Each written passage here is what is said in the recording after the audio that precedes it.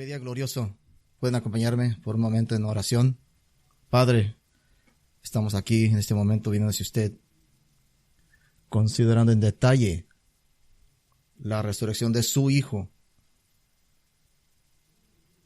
Y cada día del Señor es un recordatorio de la resurrección. Una de las razones por qué nos juntamos los domingos. Primer día de la semana, el día que nuestro Salvador conquistó la muerte. Oramos que nuestro tiempo en esta mañana sea de recordatorio, reflexión, que cambie nuestras vidas para aquellos que no conocen a Cristo, aquellos en este cuarto, en este lugar, que tal vez escuchando en línea, que vean que todo el mundo va a confrontar a Jesús como Salvador, como juez. Tal vez este día que vengan a la fe. Y por todos aquellos que sí conocen a Cristo, que la resurrección, algo más, lo más grandioso en todos los tiempos, la resurrección de Cristo, nos recuerde en nuestros corazones que esto también es nuestro futuro. Pedimos que nos bendiga este tiempo en Cristo Jesús. Amén.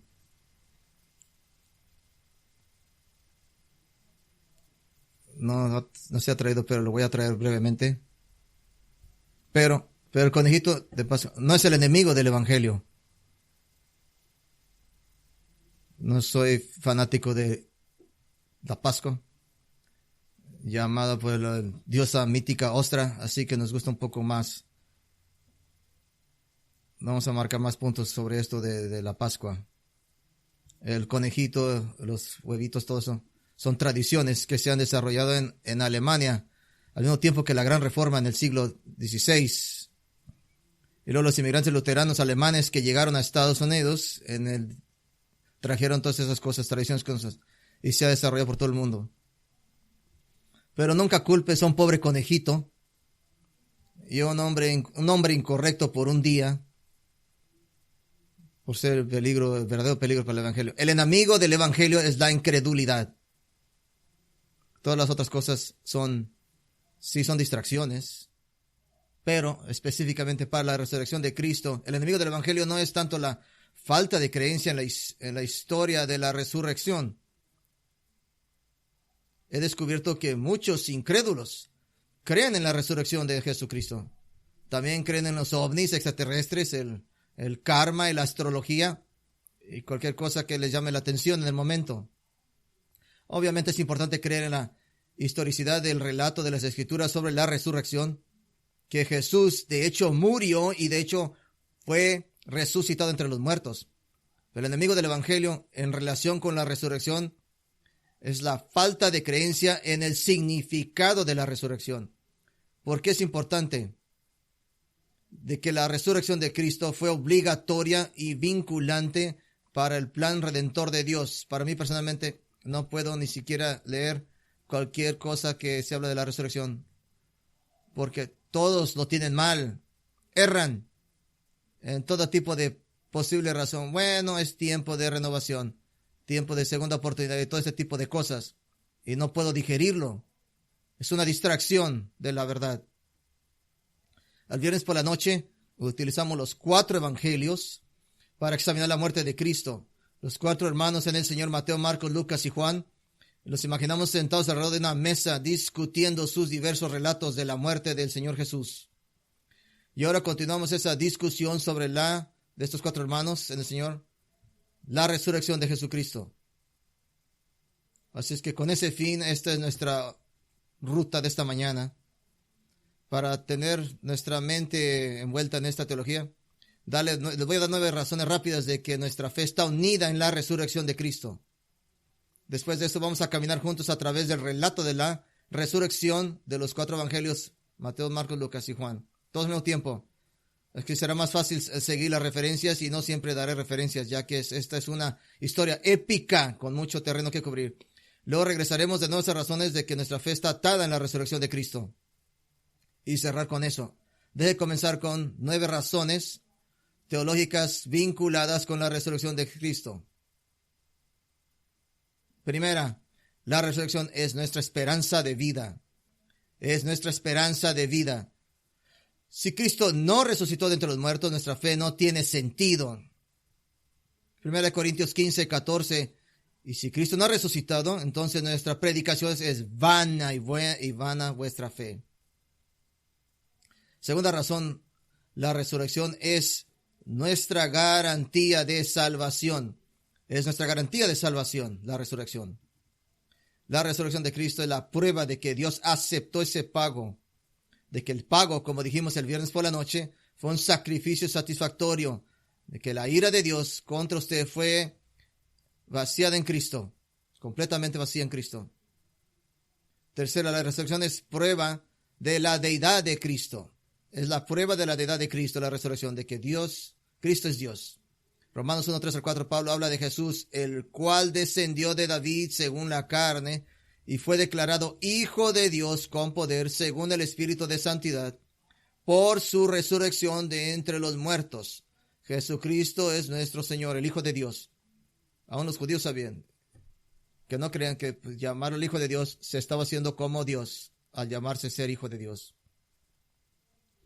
Cuarta razón, la resurrección es completamente única.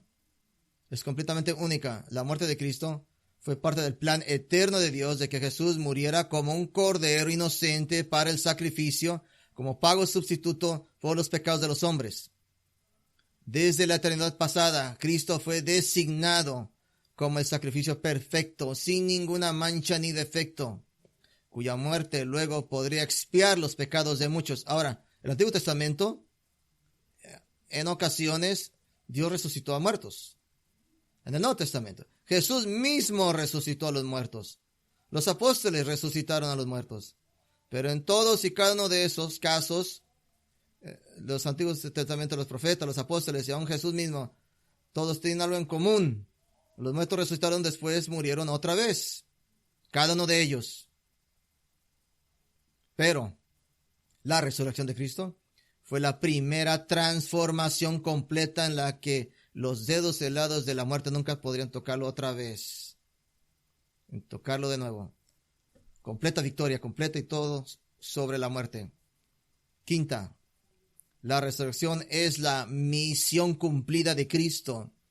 La resurrección es la misión cumplida de Cristo. En Hechos 2, Pedro predica que Dios levantó a Jesús y por lo tanto, a causa de esto, Jesús fue exaltado a la diestra de Dios y ahora se sienta en el cielo hasta que Dios haga de los enemigos de Cristo un estrado de sus pies. Sexta razón, la resurrección nos saca de nuestros pecados. Nos saca de nuestros pecados a causa de la resurrección. 1 Corintios 15:17, y si Cristo no ha resucitado, vuestra fe es vana y todavía estáis en vuestros pecados. De que sin la resurrección todavía somos esclavos de nuestro pecado y no tenemos esperanza de redención, porque no se habría pagado si no resucitó. No habría esperanza. Séptima razón de por qué la resurrección está atada a nuestra fe. Es la profecía mesiánica cumplida. Es la profecía mesiánica cumplida. En Hechos 2, Pedro argumentó que la resurrección era necesaria y citó Salmo 16:10. Dice, porque no abandonarás mi alma en el Hades, ni permitirás que tu santo sea corrupción. Es una profecía de Cristo. 1000 años escrita antes de Cristo. 8 razón. Porque nuestra fe está atada a la resurrección de Cristo. Es un anticipo de nuestra propia resurrección. Es el anticipo de nuestra propia resurrección. 1 Corintios 15:20 dice que Jesús es la primicia, es decir, de aquellos que resucitarán entre los muertos. El versículo anterior dice que todos los que están en Cristo serán vivificados. Si piensa la declaración es asombrosa. Imagínense más cercano a usted, pasando en usted. Quiero decir, cuando usted me entierre, no haga la tumba tan profunda. Voy a salir para afuera. No quiero estar trabajando para salir. Que la cosa más asombrosa será, el lugar más asombroso serán los cementerios. Novena razón. Si no escucha otra cosa, me escuche esto. La resurrección es necesaria para la fe salvadora. Es necesaria para la fe que salva. Romanos 5, Dios dice que fuimos reconciliados con Dios por la muerte de Cristo y somos salvos por su vida. Juan 11:25, Jesús dijo, yo soy la resurrección y la vida. El que cree en mí, aunque muera, vivirá. Romanos 19, porque si confiesas con tu boca que Jesús es el Señor y crees en tu corazón que Dios lo levantó de entre los muertos, serás salvo. La resurrección de Cristo es necesaria para salvación, para una fe salvadora. Pero nuestra fe está atada en la resurrección de Cristo. Escuche de nuevo. La resurrección es nuestra esperanza de vida, es nuestra garantía de salvación, nuestra prueba de la deidad de Cristo, completamente única. La misión cumplida de Cristo nos saca de nuestros pecados. Es la profecía mesiánica cumplida y es un anticipo de nuestra propia resurrección y es necesaria para la fe salvadora. Quiero asegurarme de que escuche esta teología de la resurrección. Pero, ¿qué pasó realmente esa gloriosa mañana del primer día? Solo quiero contar la historia y usaremos los 4 evangelios para contarla. Es domingo por la mañana, primer día de la semana, justo después de la Pascua. Están sucediendo numerosas cosas a la vez. Hay gran drama, está sucediendo a un ritmo rápido. Pasaremos juntos de una escena a otra rápidamente, juntos. Según Mateo, un ángel de Dios, con apariencia de relámpago y ropa blanca como la nieve, vino y removió la piedra, no para dejar salir a Jesús, sino para mostrar que ya estaba afuera, ya había salido. Los guardias romanos se desmayaron de terror. Los evangelios nunca dan un relato real de la resurrección misma. No hay palabras para cómo describes con precisión este evento. Es más allá del alcance de nuestra capacidad para percibirlo realmente. Simplemente se registra como algo que ya ocurrió. Primera escena. María Magdalena llega a la tumba. Es importante entender que María Magdalena vino a la tumba primero. El Evangelio de Mateo comprime el hecho de que las 2 Marías vinieron. Pero el Evangelio de Juan es claro que María Magdalena llegó a la tumba cuando aún estaba oscuro, antes de que llegara la luz de la mañana. María Magdalena ha sido gloriosamente liberada de 7 demonios por el mismo Jesús, salvada de su pecado y dedicada a Cristo desde entonces. Desde entonces, los textos no nos dicen exactamente por qué ella no vio al ángel, pero todo lo que vio fue que la piedra había sido quitada y corrió. Corrió para decirle a Pedro y a Juan. Si hubiera estado ahí con las otras mujeres, habría sabido lo que le pasó a Jesús, pero no lo sabía. Eso pasaría después. Ella supuso que su cuerpo había sido tomado por los romanos o tal vez robado. Qué ridículo, considerando que los ladrones habrían tenido que pasar algún modo por un escuadrón de soldados romanos o retirar la enorme piedra sin despertarlos, considerando el hecho de que dormir en el deber era un deber del guardia que se castigaba con la muerte. Así es que si estaban dormidos no era su obra, fue de Dios. Pero María Magdalena no sabía qué estaba pasando. Se habría disgustado mucho al pensar que alguien había robado el cuerpo de su Jesús. No tenía tiempo para pensar todo esto, toda la lógica que le acabo de dar. Ella solamente se puso en pánico.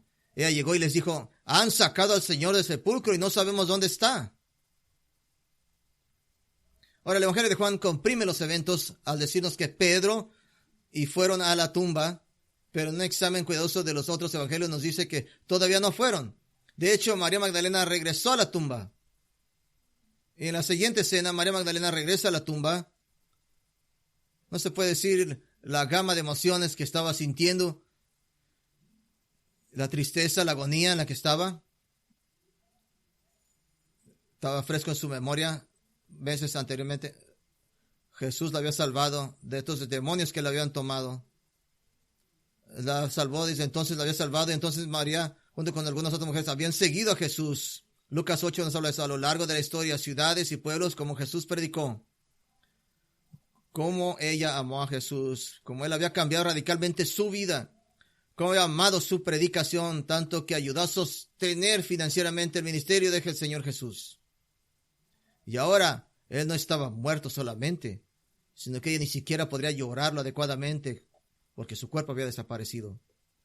Y María Magdalena, abrumada por el dolor, sola, parada fuera de la tumba, simplemente se para llorando. Y luego se agacha, reuniendo valor para mirar dentro de la tumba.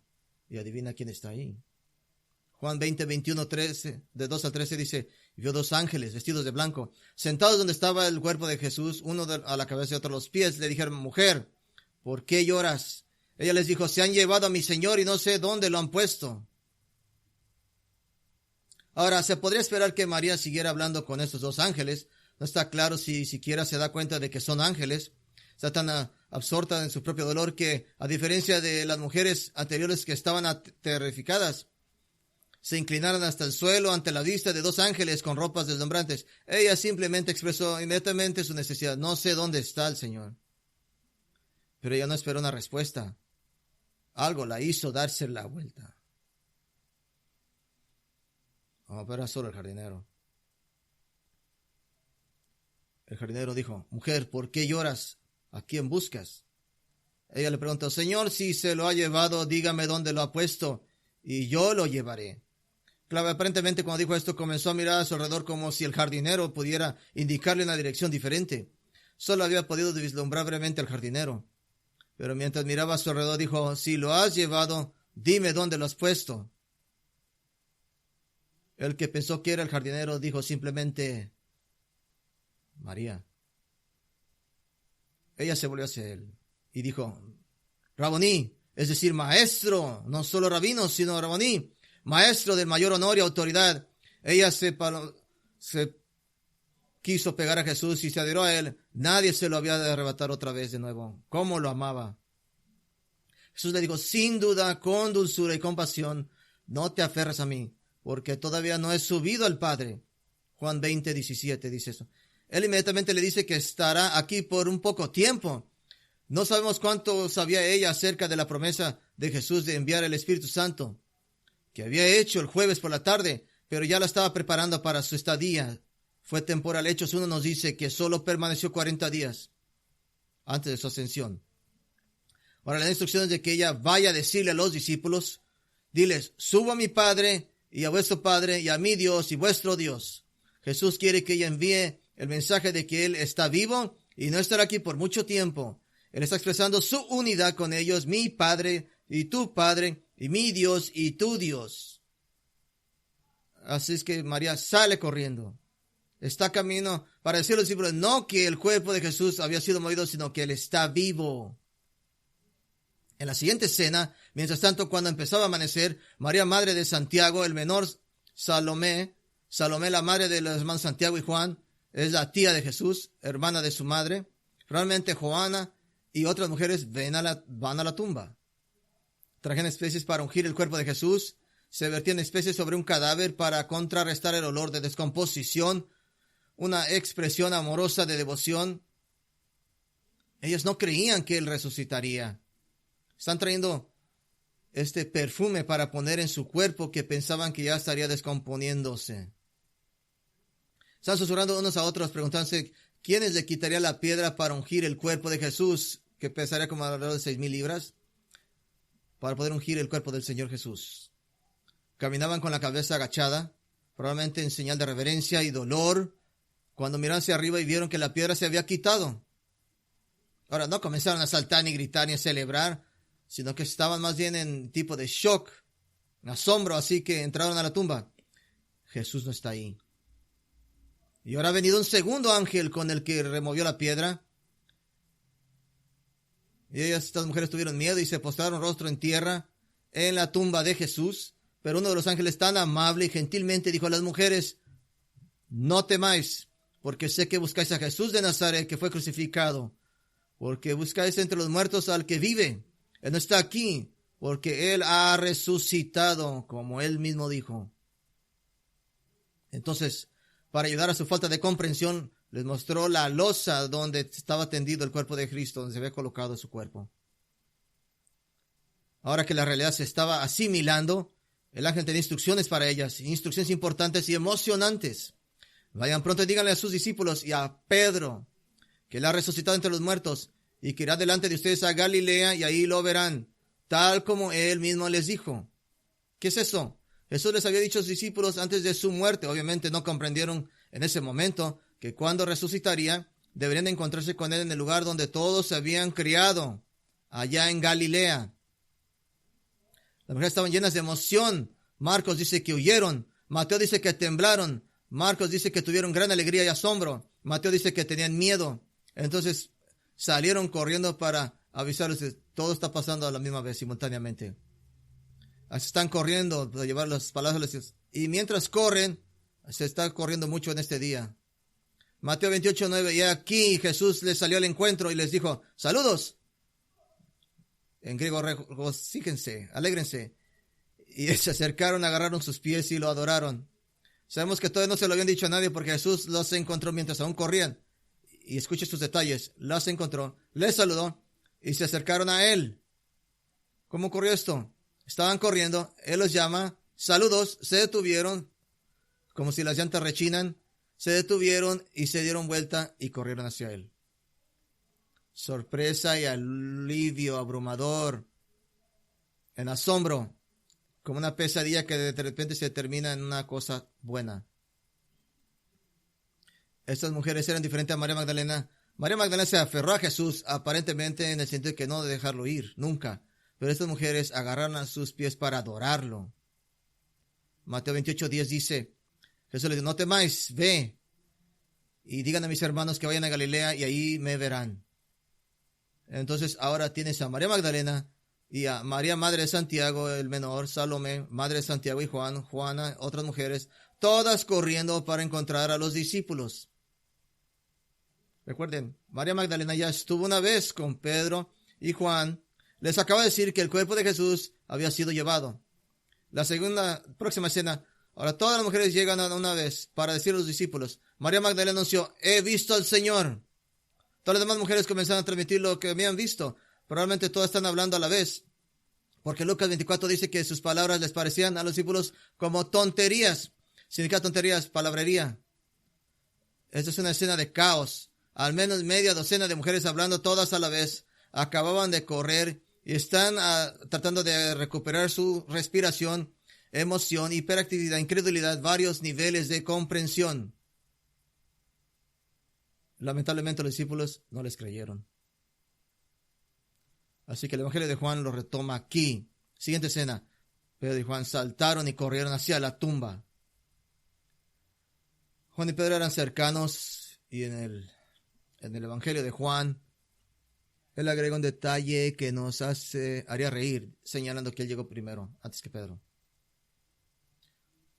Juan se agachó en la puerta baja para mirar adentro, pero no quiso entrar, estaba indeciso, todavía no lo creía. Pedro llega un poco después, es pescador, no corredor, y entra adentro. Y vio algo asombroso. El sudario, allí como un capullo vacío, y la tela usada para envolver la cabeza de Jesús, el paño para la cara. El Evangelio de Juan dice que estaba doblado. El paño largo estaba usado para envolver la cabeza de Jesús. Si se vacía repentinamente, simplemente colapsaría en un rollo, pareciendo estar cuidadosamente doblado. Entonces Juan entró, vio y creyó. Los ángeles aparentemente no se mostraron a los hombres, pero no eran visibles o regresaban enseguida, como veremos. Claro, clave. Todavía no sabían que Jesús había resucitado, pero ahora se fueron a sus casas. Lucas y Juan nos dicen que fueron a sus propios hogares, estaban maravillados, asombrados, emocionados. En este tiempo, Mateo 28 nos dice lo que estaban haciendo los malos, aquellos que odiaban a Jesús. Los guardias de la tumba de Jesús, que se habían desmayado, llegaron a la ciudad y no informaron a su comandante romano, sino a los principales sacerdotes judíos. Los sacerdotes y los ancianos dieron a los soldados un enorme soborno y les dijeron que los discípulos de Jesús vinieron y se lo robaron mientras los guardias dormían. Antes de que se llegaba a la oficina del gobernador, los principales sacerdotes harían que todo estuviera bien para los guardias. Quiero que note esto. Los líderes judíos sabían que algo sobrenatural había sucedido, no podían negarlo, pero promulgaron una mentira que, según Mateo, se informa comúnmente entre los judíos hasta este día.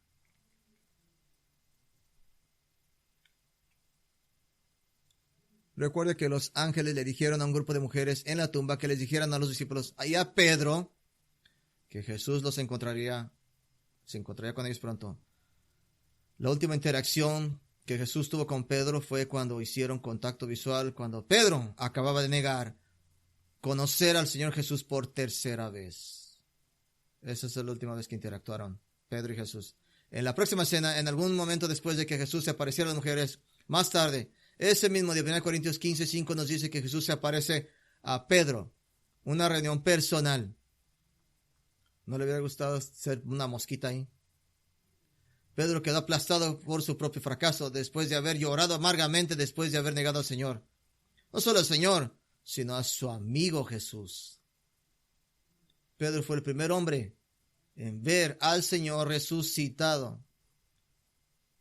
Jesús había aparecido gentilmente primero a lo menor de una antigua sociedad del cercano oriente, una mujer anteriormente poseída por un demonio y un grupo de mujeres, y les había comisionado para ser los mensajeros de la noticia de su resurrección. Solo podemos adivinar cuánto tierno y significativo debe ser sido esto para ambos. Pedro fue el primer apóstol en ver al Señor. Esta fue la confirmación del perdón del Señor. La restauración oficial ocurriría más tarde a orillas del mar de Galilea, al final del Evangelio de Juan. Pedro sería líder entre los líderes. Predicaría el primer sermón en la historia de la iglesia de Jesucristo que pronto nacería en el día de Pentecostés. Pero Jesús, bueno, se reúne solo con Pedro, no solo para restauración, sino muy probablemente para reproducir, por no creer y por negarlo. Pero Pedro sería el líder entre los líderes y Jesús ya no reprendería a Pedro públicamente. Lo hizo en privado. Lucas 24 nos dice que algunos de sus discípulos tenían problemas en creer, pero Pedro, al tener la primera visión apostólica del Señor resucitado, comenzaría a prepararlos para encontrarse con él cara a cara más tarde esa noche. Después de juntarse con Pedro, después de reunirse con Pedro, nos trae a nuestra siguiente escena. En algún momento de la tarde del domingo, Jesús se aparece a dos discípulos, seguidores de Cristo, que no eran apóstoles, pero estaban en el camino a Emaús, a más o menos unas 7 millas a pie de Jerusalén. Va de bajada. Todo de Jerusalén es para abajo, de bajada. Jesús se reúne a ellos y les pregunta de qué están hablando. Al igual que hizo con María Magdalena, no les permitió reconocerlo. Uno de ellos, llamado Cleofas, dijo básicamente, ¿dónde has estado? Y le contó a Jesús todo lo que había sucedido con Jesús y que algunas de las mujeres dijeron que habían visto una visión de ángeles y que Jesús estaba vivo. Pero Cleofas no estaba convencido. Y Jesús le dijo en Lucas 24:25, oh insensatos tardos de corazón para creer todo lo que los profetas han dicho. Entonces Jesús predicó en el lapso de una caminata de 7 millas el mayor sermón sobre la profecía mesiánica jamás dada. Y comenzando por Moisés y por todos los profetas en estas 7 millas, les interpretó en todas las escrituras lo que le concernía sobre de él mismo. ¿Qué pudo haber predicado en esa caminata de 7 millas? El Antiguo Testamento es verdaderamente un relato de la venida del Salvador. Dios podría haber predicado, Dios enviaría un Salvador para derrotar a la serpiente, Génesis 3:15. De que el Salvador vendrá a través de una nación escogida y bendecirá a todas las naciones y será rey de la tribu de Judá de Israel. Él será el gran profeta predicando el reino de los cielos. Será un rey eterno del linaje del rey David. Este rey será el mero hijo de Dios. Este será Salvador, moriría y resucitaría para comprar un pueblo que viviera con él para siempre. Nacería en Belén de una virgen y ministraría en Galilea. Algún día él gobernará el mundo. Primero vendrá como un siervo sufriente. Y el Salvador sería crucificado por su propio pueblo. Resucitaría entre los muertos para la salvación de las mismas personas que lo crucificaron. Piensen eso. Él predicó un sermón a estos dos discípulos desde la creación hasta unas horas anteriormente. Eso es asombroso. Él llevó a sus discípulos sobre estas horas y casi había terminado, y Jesús entró en su casa para comer con ellos. Tomó el pan, lo bendijo, lo partió y se lo dio. Y al darles el pan, vieron el pan de vida. Y se les abrieron los ojos y lo reconocieron. Y entonces, no sé, no estaba allí. Pienso que lo primero que pasó es que su boca se hizo así. Así. Y se abrió suficiente. Y luego él desapareció. Entonces pegó su boca al suelo. Siguiente escena. Se levantaron sus hombres y regresaron a Jerusalén. 7 millas. Ahora hacia arriba esta vez. Encontraron a los 11. Un término técnico para el grupo de apóstoles menos Judas. Aunque Tomás no estaba allí. Así es que 10 de los apóstoles y otros que estaban reunidos con ellos, antes de que pudieran decir una palabra, todos los reunidos dijeron a los 2 discípulos, estos 2 discípulos que habían subido de estas 7 millas, verdaderamente el Señor ha resucitado y se ha aparecido a Simón Pedro. Entonces los 2 contaron lo que pasó en el camino. ¡Qué emocionante! ¿Le puedo decir que nuestros corazones no estaban saltándose de nuestras sandalias? Así es que se reunieron todos ahí mismos, sabían poco, en un segundo después van a brincar de sus sandalias de nuevo. Porque mientras hablan de estas cosas, Jesús mismo se les muestra. El Evangelio de Lucas estaban asombrados y atemorizados porque creían que habían visto un fantasma. Pero Jesús los calmó, les mostró y dejó que tocaran sus manos y sus pies llenos de cicatrices. E incluso comió un pescado delante de ellos para mostrarles que era real. Es algo maravilloso sucedió. Después de 3 años y medio de ministerio, junto con los cuales nunca comprendieron completamente lo que estaba sucediendo, nunca comprendieron plenamente que Jesús debía de morir y resucitar. Lucas 24:45. Entonces les abrió el entendimiento para entender las Escrituras. Y les dijo, así está escrito, que el Cristo padezca y resucita el tercer día de entre los muertos, y que llegue el arrepentimiento y el perdón de los pecados, sea proclamado en su nombre a todas las naciones, comenzando desde Jerusalén. ¿Cómo es esto? Esto es como todas las enseñanzas de Jesucristo en 3 años y medio, como agua detrás de una presa, y siempre se está subiendo la presión, creciendo y creciendo, y de repente Jesús simplemente rompe la prensa, y toda la agua del entendimiento viene a su mente en un solo momento. Bueno, pasaron 8 días. Recordemos que Tomás no estaba en los apóstoles cuando Jesús apareció. Tomás era un alma sensible y parece que tal vez se había apartado de los demás en su dolor por la muerte de Cristo. Los demás le dijeron que habían visto al Señor, pero él dijo que se negaba a creer a menos que viera las marcas de los clavos en Jesús, e incluso pusiera sus dedos donde estaban los clavos y colocar su mano en el costado donde Jesús había sido lanzareado, traspasado. 8 días después, probablemente el domingo siguiente, contaban ambos domingos en 8 días, Jesús vino otra vez a ellos y le dijo a Tomás, pon tu dedo aquí y mira mis manos, extiende tu mano y métela en mi lado.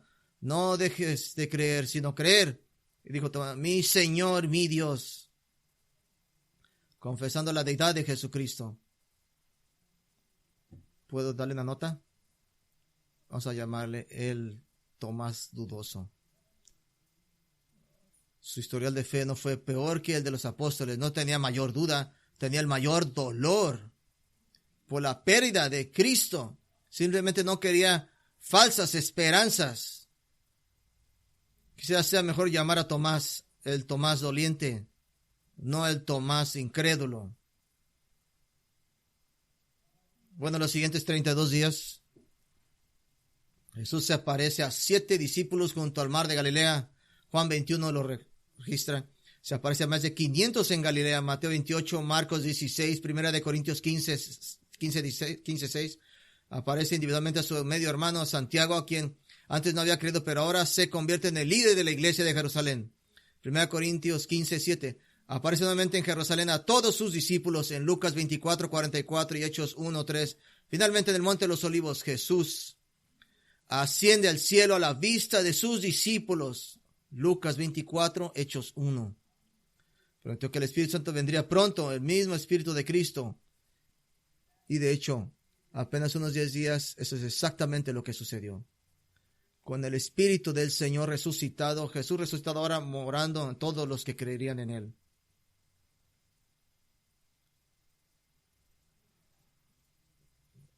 Quiero regresar a las 9 razones porque nuestra fe está vinculada con la resurrección de Cristo, porque la historia de la resurrección nos da esas 9 razones. La resurrección es nuestra esperanza de vida. En la segunda escena, cuando María Magdalena estaba sola en la tumba de Jesús, asumió que Jesús todavía estaba muerto y que su cuerpo había sido llevado. Jesús fue quien la salvó de los 7 demonios. Él fue quien le dio la esperanza de una vida en el Señor. Y mientras Jesús estuvo muerto, su esperanza se había ido por completo. Por eso ella simplemente lloró y lloró y lloró. Él es la esperanza de la vida eterna. Segundo, la resurrección es nuestra garantía de salvación. De nuevo en la segunda escena, María Magdalena regresó a la tumba y vio al Señor resucitado. Ella lo agarró, se aferró a él tratando de mantenerlo con ella. Jesús le dijo no se aferrara a él.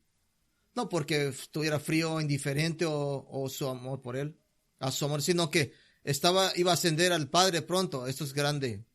Esto es enorme. Sí, Jesús está vivo y está a punto de ascender al Padre para sentarse a su diestra.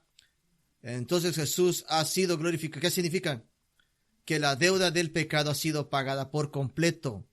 Así es que, cuando Jesús le dijo a María que se dejara de aferrar a él, en esencia estaba diciendo, escucha, no tienes que acercarte a mí, porque siempre, por siempre, me tendrás.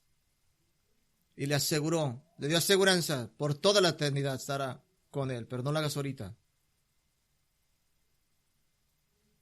Tercera razón, la resurrección es prueba de la deidad de Cristo. En la tercera escena, las otras mujeres que acababan de ver la escena en que los ángeles estaban corriendo para contar a los discípulos de lo que habían escuchado, y mientras corrían, Jesús mismo los llama saludos o regocíjense. ¿Qué hicieron ellos? Inmediatamente cayeron a sus pies y lo adoraron. Si antes había alguna duda sobre su identidad, ahora no había ninguna duda. Jesús es Dios. Dios es vida y la vida no puede permanecer muerta. Cuarta razón, por qué la resurrección es completamente única. Es única. En la cuarta escena, todas las mujeres regresan juntas y hablan con los discípulos. María Magdalena es aparentemente la más concisa y simplemente dice, he visto al Señor. No un hombre resucitado que volvería a morir, sino un hombre resucitado que es Dios, que nunca moriría. ¿Puedo poner de esta manera? No puedes confiar tu destino eterno en algo que tiene paralelos cercanos, ideales religiosos que son similares a otros similares. Tú encomiendas tu destino eterno en manos de Dios, que conquistó la muerte personalmente y nos invita a recibirlo como resultado de la vida. Quinta razón, la resurrección es la misión cumplida de Cristo. La misión cumplida de Cristo. Pedro y Juan corrieron hacia la tumba. Puedo simplemente ponerlo de esta manera. Lo que escucharon de Jesús, cuando menos 3 veces, que no habían creído esas 3 veces. Marcos 8:30, Jesús les dijo a sus discípulos que sufría muchas cosas y que sería rechazado por los ancianos, principales, sacerdotes y escribas y sería muerto y después de 3 días resucitaría. Usted pensaría, bueno, que no ha sido tan claro. Será rechazado por los escribas y sacerdotes, será muerto y después de 3 días resucitaría. Pedro toma a Jesús aparte y lo reprende. ¿Puede imaginarse eso? Pero volviéndose y viendo a sus discípulos, reprendió a Pedro y le dijo, apártate de mí, Satanás, porque no estás pensando en las cosas de Dios, sino en las cosas del hombre. Puedo grabar lo que pasó en Marcos 9:30. Jesús les dijo a sus discípulos que sufriría muchas cosas y sería rechazado por los ancianos y principales sacerdotes y escribas. Y sería muerto. Y después de los 3 días resucitaría.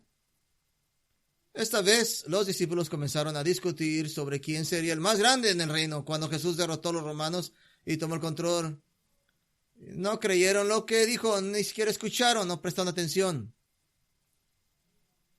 Y puedo grabar de nuevo en la grabadora Marcos 10:33. Les dijo a sus discípulos que sufriría muchas cosas y sería rechazado por los ancianos, principales, sacerdotes y escribas. Sería muerto después de 3 días, resucitaría. No. Esta vez, Santiago y Juan preguntaron, tal vez van a creer, si podrían ser el segundo y el tercero al mando cuando Jesús derrotó a los romanos. Y no creyeron lo que les dijo Juan y Pedro. 3 veces se les ha dicho, y no han creído que Jesús iba a morir y iba a resucitar. Bueno, ahora ya ciertamente creyeron que Jesús iba a morir, ya que estaba muerto, pero cuando corrieron hacia la tumba, vieron las tumbas vacías. Este era el gigante del cielo. Yo te lo dije, se los dije, Cristo completado. La misión de Cristo se había completado. Sexta razón de la resurrección nos saca de nuestros pecados. En la sexta escena, Jesús se aparece en privado a Pedro, y como una vez Pedro había llevado a Jesús a un lado para reprenderlo en privado, así ahora Jesús estaba aclarando las cosas con Pedrito. La última vez que Pedro vio a Jesús vivo, había negado conocerlo. Imagínense vivir con eso. Pero Jesús se reúne en privado con él. Y Jesús sin duda pone algunos temas sobre la mesa, incluyendo comenzar a lidiar con la triple negación de Cristo. La clave de esto es que Jesús decidió buscar a Pedro y asegurarse de que Pedro supiera que todo estaba bien entre ellos. La restauración oficial del servicio se llevaría a cabo más tarde, pero era confirmación para Pedro que sus pecados no serían retenidos en su contra. Séptima, la resurrección de la profecía mesiánica cumplida de nuestra fe. Es profecía mesiánica cumplida. Y en esta séptima escena, Jesús camina a Emaús con 2 discípulos, explicando todo lo que las escrituras decían acerca de él, llevándolos de Génesis hasta el mismo momento en ese día. Jesús ciertamente explica, Isaías 53:10, que prolongará sus días. La voluntad de Jehová será prosperada en su mano. El Señor Jesús vivo, explicando Salmo 22, después de predecir la crucifixión, la muerte de Cristo, cientos de años antes de que se inventara la crucifixión. Versículo 25-27 dice que el Mesías de todas las naciones, de toda la tierra, adorarán al Señor como un Señor vivo. Explicó también Zacarías 12:10 que Israel miraría al que traspasaron y llorarían por él, mirándolo como el Señor vivo. La profecía mesiánica completada. Octava, la resurrección es un anticipo de nuestra propia resurrección. Jesús, en esta octava escena, Jesús aparece a los 11 discípulos, Tomás y algunos otros, les deja ver y tocar su cuerpo sanado, come frente a ellos y, por cierto, no usa la puerta para entrar, sino que simplemente se aparece. Así que piensen en esto. 1 Juan 3:2, amados, ahora somos hijos de Dios y aún no se ha manifestado lo que seremos. Pero sabemos que cuando Él aparezca seremos semejantes a Él, porque lo veremos tal como Él es. Finalmente, la resurrección es necesaria para la fe salvadora. En la novena escena, Tomás el triste ve al Señor y cree. Recuerde, Tomás no tenía más dudas de que los otros discípulos, sino simplemente tenía más dolor y no podía afrontar la idea de sentirse decepcionado. Después de Tomás confesar su creencia, mi Señor y mi Dios, Juan 20 nos dice que Jesús le dijo, ¿has creído porque me has visto? Ahora Jesús hace una declaración general para el mundo, no una reprendienda dirigida a Jesús. Bienaventurados los que no han visto y han creído. ¿Cómo sabemos que esto es una declaración para todos? Porque las siguientes frases nos dicen todo el propósito del Evangelio de Juan. Juan 20:30. Jesús hizo muchas otras señales en presencia de los discípulos que no están escritas en este libro, pero estas están escritas para que creáis que Jesús es el Cristo, el Hijo de Dios, y para que creyendo tengáis vida en su nombre. Incluso en su estado glorificado en la tierra. Me gustaría pensar, yo hubiera estado aterrado como los apóstoles, simplemente se apareciera sin... Me hubiera desmayado como los demás. Pero aún eso no les mostró el alcance total de su majestad. ¿Cómo es ahora el Jesús resucitado ahora? En el año 95 después de Cristo, el apóstol Juan, el que dudó en entrar a la tumba vacía, fue tomado en el Espíritu en el día del Señor y escuchó una voz como trompeta. He leído este texto antes. Esto es lo que es Jesús ahora. Entonces me volví y vi la voz del que hablaba conmigo, y volviéndome vi 7 candeleros de oro. Y en medio de los candeleros vi a un semejante al Hijo del Hombre, vestido con un manto que llegaba hasta los pies y ceñido sobre su pecho un cinturón de oro. Su cabeza y su cabello eran blancos como la lana blanca, como la nieve. Sus ojos eran como llama de fuego. Sus pies eran como bronce bruñido, cuando lo han hecho arder en su horno, y su voz como el estruendo de muchas aguas. Tenía en su mano derecha 7 estrellas, y una espada aguda de 2 filos que salía de allí, de su boca, y su rostro como el sol brillante en su poder. Cuando le vi, caí a sus pies como un muerto, y puso su mano derecha sobre mí, diciendo: no temas, soy el primero y el último, el viviente, y yo estaba muerto, y aquí estoy vivo por los siglos de los siglos, y tengo las llaves de la muerte y del Hades. Jesucristo es quien murió. Él está vivo para siempre, por siempre, y solo Él tiene las llaves de su futuro eterno. ¿Y se puede poner de esta manera? Cada uno de ustedes va a ver a Jesucristo resucitado.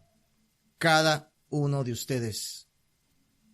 Si escoge ignorar el mensaje del Evangelio, si escoge ser como aquellos que rechazan, aquellos que se han alejado de Jesús, aunque lo vieron hacer milagros y milagros, si usted escoge ser uno aquel que lee el Evangelio de Juan y aún dice: estas cosas son escritas para que usted crea.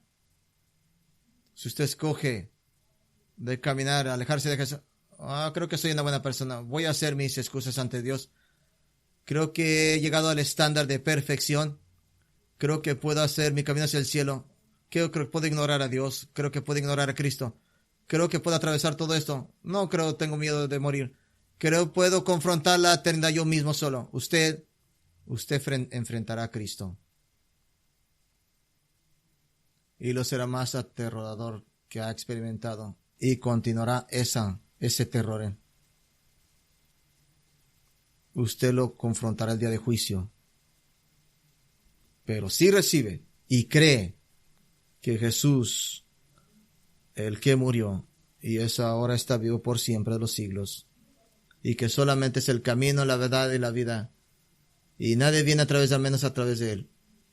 Si cree usted esto, si usted cree que Cristo solamente es el único camino hacia el perdón de los pecados, y si usted pide al Señor por misericordia, y si usted dice: Padre, soy un pecador, yo necesito a Cristo, usted también podrá conocer a Cristo, al resucitado, glorificado Cristo. Usted también caerá a sus pies y lo adorará, y Él dirá: bienvenido a casa.